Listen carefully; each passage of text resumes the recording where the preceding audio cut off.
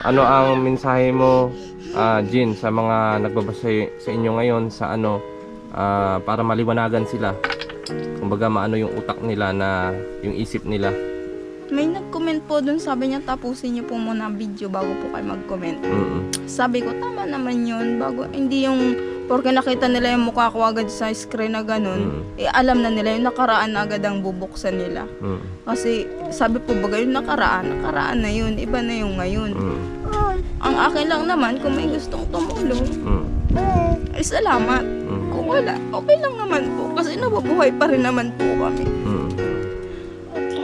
Kahit po pa paano, tataguin ko pa naman po ang pamilya ko.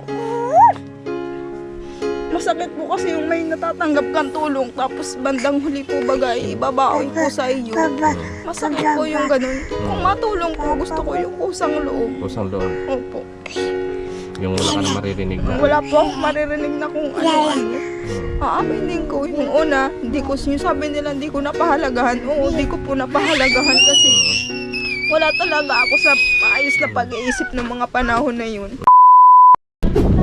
So mga kalingap, ayan, welcome back po sa ating YouTube channel na Probinsyano 2.0. At isa mapagpalang araw po sa ating lahat. Ayan, at ngayong araw ay dito taman tayo sa bayan ng Paracali, no? Bumalik tayo dito para puntahan, bisitahin ulit yung bahay nila Ate Jin at ang kanyang kasamang kanyang pamilya, mga kalingap. So bago yun, sa mga bago pa po dyan sa ating YouTube channel, huwag nyo pong kalimutan mag-subscribe at i-like at i-share po natin, mga kalingap, ang ating mga videos para sa ganun ay magkaroon po ng revenue para may pangtulong pa rin tayo sa ating mga mahal na mga kababayan, mga kalingap. At saka syempre, huwag nyo pong escape yung ads, mga kalingap, at napakahalaga po yan sa atin, lalo pa po nag-umpisa po tayo sa larangan ng pag-YouTube, mga kalingap. So tara, punta natin at kausapin natin si Ate Jin. Una natin ang pahayag, mga kalingap, regarding po doon sa mga unang vlog natin, no, na binabato sa kanila ng mga sumuporta sa kanila dati, mga kalingap. So tara dito. Toy, kamusta?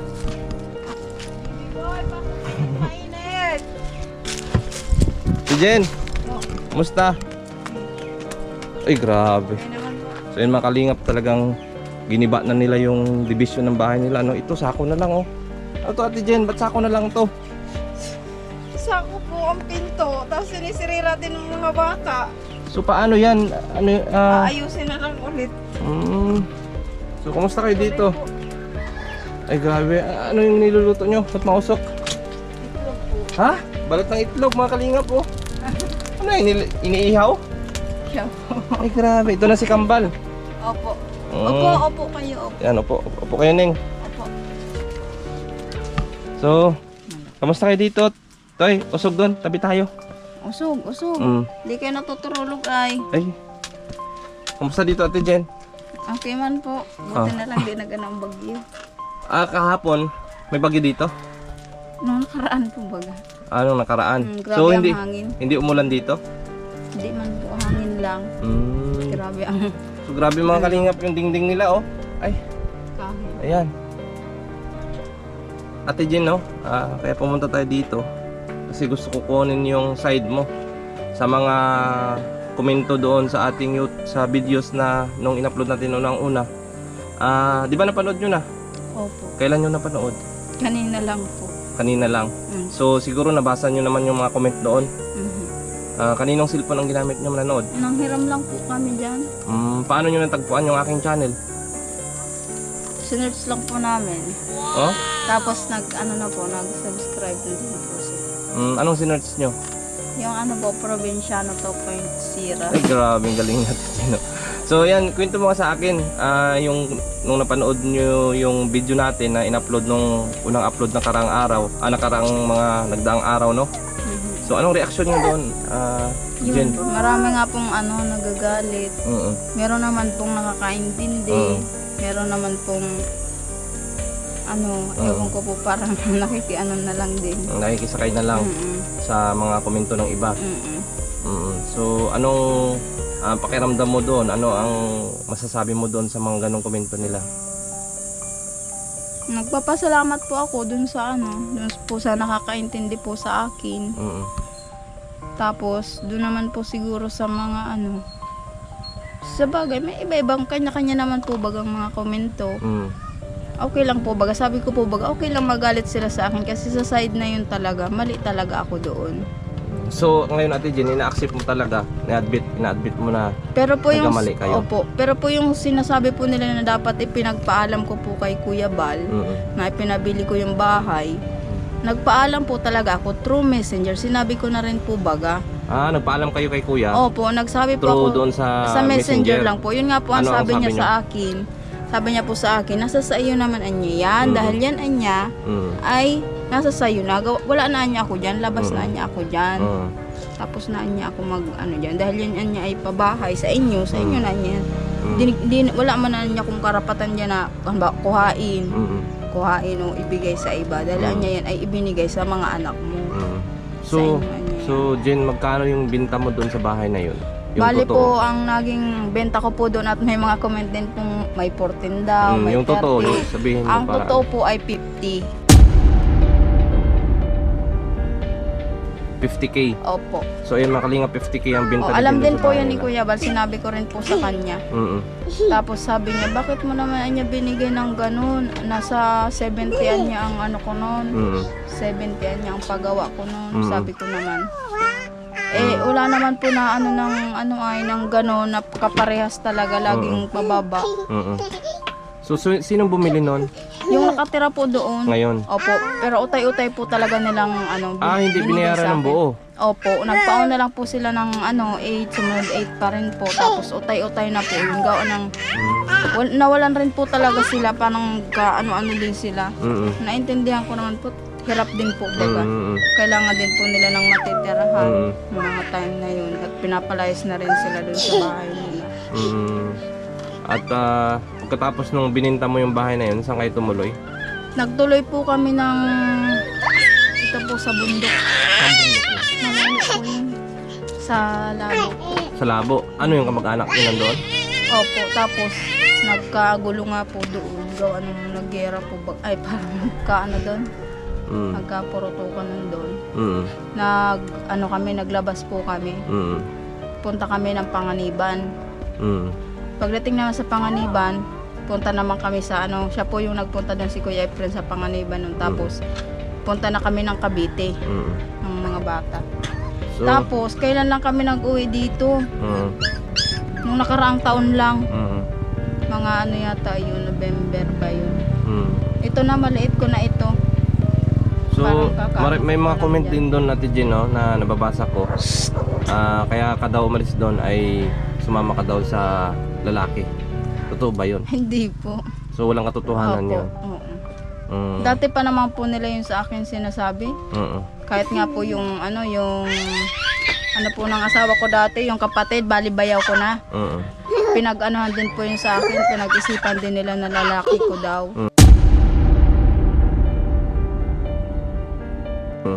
Sabi ko, bagay ka ako ganyan, maalis na lang ako. Opo. Yun na nga po, gawa nga po sa mga cherry chismis, ganyan, ganito. Parang na rin ako, naiinis na rin ako. Kaya talagang napilitan ka nang umalis doon. Magulo na yung isip ko nun at yun na talaga ang naisip ko talaga, umalis na lang. Grabe, no? So, ayan at Jean, pinagsisihan mo ba yung nangyari sa'yo? Opo. Nung bininta mo yung bahay na yun, ngayon, pinagsisihan mo? Opo, nagsisisi pa rin po ako, pero wala naman ang bawa ako magagawa, tapos na yun. Saka ayaw ko man na rin po talagang bumalik dun sa lugar na yun. Magulo yung isip ko nun. Ang gusto ko po sanang kung alam ko lang na magkakagayon, nasabihin ko sana kay Kuya Bal, wag na lang akong pagawa ng bahay. Pamasahe na lang namin papunta ng Maynila nun kila mama. Kaso nga po, magulo yung isip ko at namatay po bagay yung anak ko noon. Ang nakapalibot sa akin, parang doon na lang ako nakikinig sa kanila. Sabi nila, papabahayan ka, maganda ang mo. Sabi ko, sige na lugod. Wala man akong naiisip na ganun at kasagsagan kung nagluluksa ako at namatay nga po yung anak ko noon, mga time na yun. Para po bagang nawala ako sa direksyon. Sabi nga sa akin ni mama, ba't di ka malaan niya kurokontak sa akin? Gayon na palaan niya. Sabi ko, di ko na nga, wala na nga pa akong naiisip na nun. Kung ano na lang sabihin sa akin ng kapitbahay ko, ng kung sinong kaibigan ko dyan, yun na lang gagawin ko. Parang nawala na ako ng ano. Sabi niya sa akin, kung magkakagayaan mo ang pala niya, di sana pamasahin na lang ang hiningi mo kay Kuya Balde. Di na sana naggastos yun. Sabi ko, kung ako mama, kaso ano pa, naroon na. Ay, grabe. Akala ko naman, di ko naman po lubos akalain na hindi kami matagal doon. Kasi akala ko magiging maayos yung pakikisama nila sa akin. Kasi dati maayos pa naman. Sabi nila nung na kami, nagkabahay na, nag-iba na nga yung pakikitungo nila sa Sa'yo? akin. So, ano ang mensahe mo, Jin, sa mga nagbabasa sa inyo ngayon sa para maliwanagan sila? Kumbaga maano yung utak nila, na yung isip nila. May nag-comment po dun, sabi niya tapusin niyo po muna ang video bago po kayo mag-comment. Sabi ko, tama naman yun, hindi yung porque nakita nila yung mukha ko agad sa screen na ganun, alam na nila yung nakaraan na agad ang bubuksan nila. Kasi sabi po baga yung nakaraan na yun, iba na yung ngayon. Ang akin lang naman, kung may gustong tumulong, salamat. Kung wala, okay lang naman po, kasi nababuhay pa rin naman po kami. Kahit po paano, tatagawid ko pa naman po ang pamilya ko. Masakit po kasi yung may natatanggap kang tulong tapos bandang huli po bagay ibabaoy po sa iyo. Masakit po yung ganun. Kung matulong po, gusto ko yung kusang loob. Kusang loob. Opo. Yung wala ka na maririnig na. Wala po akong maririnig na kung ano-ano. Aaminin ko yung una, hindi ko sabi nila hindi ko napahalagahan. Oo, hindi ko po napahalagahan kasi wala talaga ako sa maayos na pag-iisip ng mga panahon na yun. Kahit po siguro sila mapapunta sa kalagayan ko. Hirap na hirap po ako talaga. Wala akong asawang masasandalan, walang nag-aano sa akin. Ako lang, magulang ko malayo. Mga anak ko maliliit pa. Saan ako mahugot ng lakas ng loob?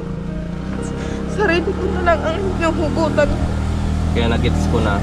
Kaya mo siguro naibenta yun dahil wala ka, nung panahon na yun ay yung isip mo ay talagang sarado at wala kang katuwang na mag-isip, no? Opo, magdesisyon po. Magdesisyon, yan. Kung ano ang dapat. Pag sinabi nila sa akin, pabinta mo na yan. Sige, papabinta ko. Total ka ako. Karagalit ko naman dito, garalit sa akin. Masama ang loob. Kumbaga naudyukan ka na ibenta. Opo. Kaya naipag-isipan mo na lang din na ibenta na lang. Ngayon po, baga yung natutrigan ng bahay nila ay parang pinabayaran din po dun sa nakabili. Kasi nga po, lupa nila yun ay. Kung sakali din po siguro kami nandun, siguro guguluhin rin kami. Gawa ng sabihin nun, bayaran namin yung natitirikan.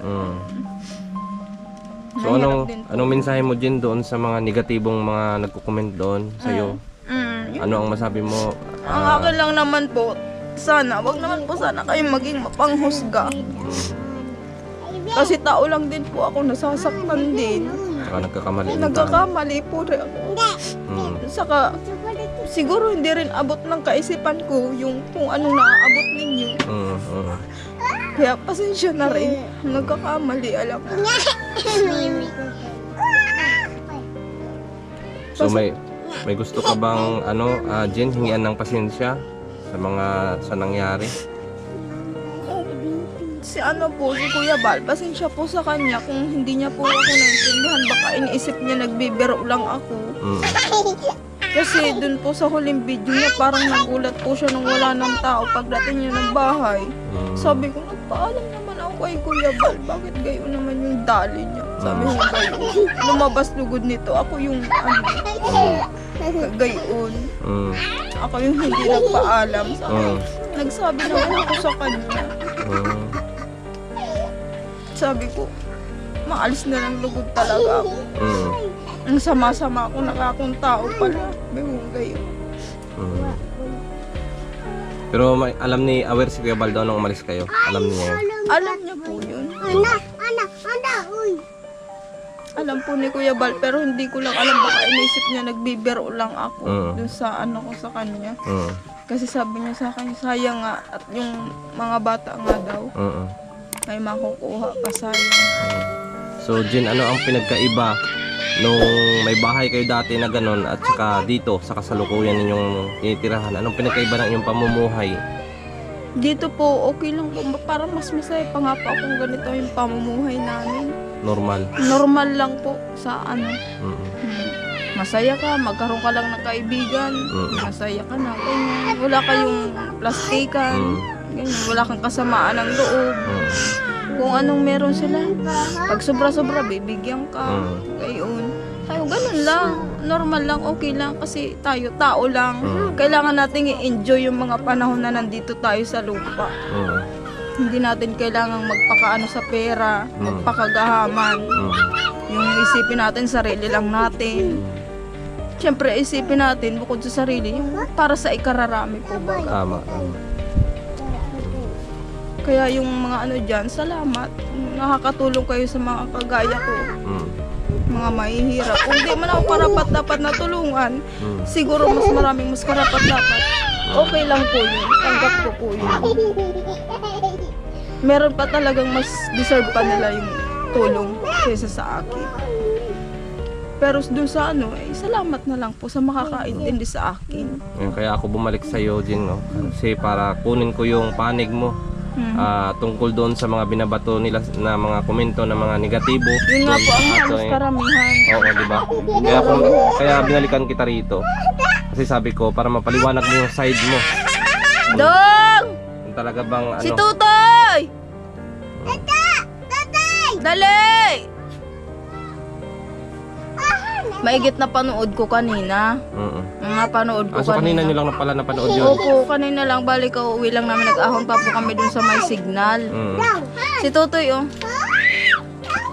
Doon sa may Baka mo muna signal. daw. Sabi ko, susubukan ko nga kung ano, manghihiram ako ng cellphone. Manghihiram pa ako ng cellphone.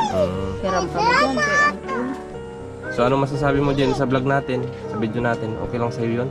Okay lang po yun sa akin. Para mas, Marami naman nag-ano doon. Opo. At least na pakinggan nila yung side mo. Na paliwanag mo yung side mo. Plus, ngayong pagkakataon ulit na yung mga binabato nilang mga komento na yung ganyan-ganyan nga, yung mga negatibo na bininta yung bahay. At least ngayon may ano na sila idea na. 'Di ba na talagang Opo. yun ang nangyari. Sabi ko nga po, natatawa na lang po ako dun sa iba, parang nagawa na lang ng kwento. Sabi ko, may 14K daw, may ano daw ka. Sabi ko, iba-iba. Sabi ko, naluluha nga po ako dun sa iba pag may naimik na yung, para po ba nakakaintindi sa akin. Naiiyak din ako, sabi ko, buti pa ako nung naiintindihan ako. Marami naman nakaintindi doon sa iyo. Pumapanig sa iyo. Marami din yung ano, kumbaga 50-50 yung ano. Sabi ko nga po ay ano, karamihan yun ang kinagagalit nila, yung sa bahay nga po. Sinayang ko daw yung ganun. Sabi ko, maintindihan din nila yun. Baka may mga payo ka din sa mga ganung pabahay ni Kuya Bal, sa mga beneficiary nila. May mga ipapayo ka doon sa kanila. Opo. Mapapayo ko lang po sa inyo kung di po kayo sigurado kasi natanong naman po si Kuya Bal kung gustong pabahayan. Kung hindi po kayo sigurado, ay wag na po. Kawa ng pag ganyan po yung nangyayari, kayo po ang lalabas na ganyan yung sabi po bagang yung may na ano ko doon ay ibang salita. Parang ano na daw yun? Modos na. Scammer. Modos na daw anyen yung mga yaan, ganyan para daw magkapera.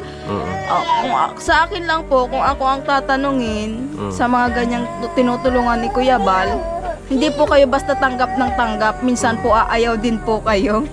Gawa ng pag nagkakaganyan, kayo po ang lalabas na masama kasi nga po, tinanggap nyo yung tulong na hindi naman pala karapat dapat sa inyo.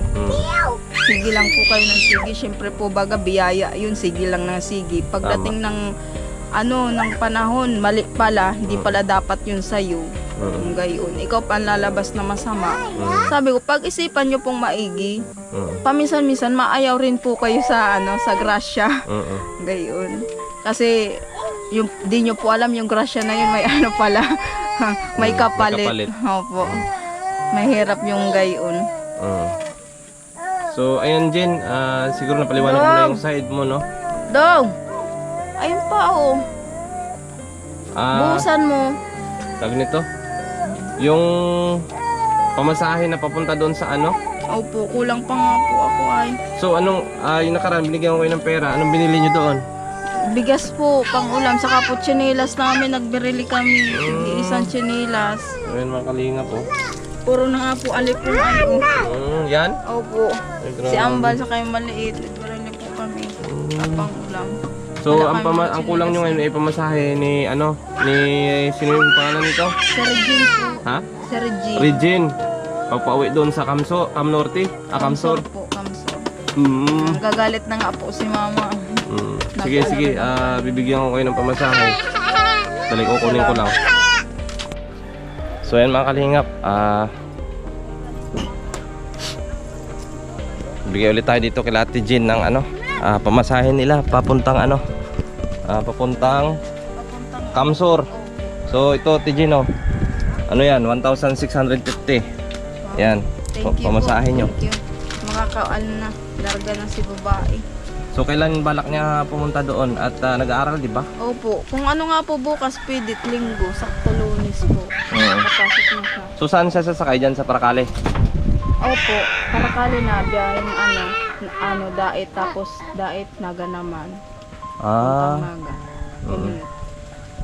Ano po, baka po magsama na kami pagpunta namin doon. So doon na kayo? Opo. Hindi na kayo dito? Baka magsama na kami doon. Pinapapunta na kami ni mama doon. At hirap nga po ang kalagayan. Paano yung asawa mo? Kung saan po may trabaho, di doon po siya. Paano dito ang trabaho niya? Tapos doon kayo? Magparapadala na lang po siya. O hindi pwede yun. O kaya magpunta-punta na lang siya doon. Pag may trabaho doon, doon naman. So plano nyo mag-transfer na doon sa Opo. Naga para doon na kayo mamuhay. Sabi ni mama, para doon na daw sa mga kamag-anakan ko naman din. At minsan po din po si mama at minsan di kami makontak. Baka daw kung napano na kami. Wala pong signal dito sa kababaan na ito ay doon lang po sa may mataas doon. Dito po ay wala. Hirap daw po ang signal. Mamaya daw kung napaano na, lalo po ganyan sunod-sunod ang bagyo. Baka anya kung naaano na kayo dyan. Hirap anya kahit signal.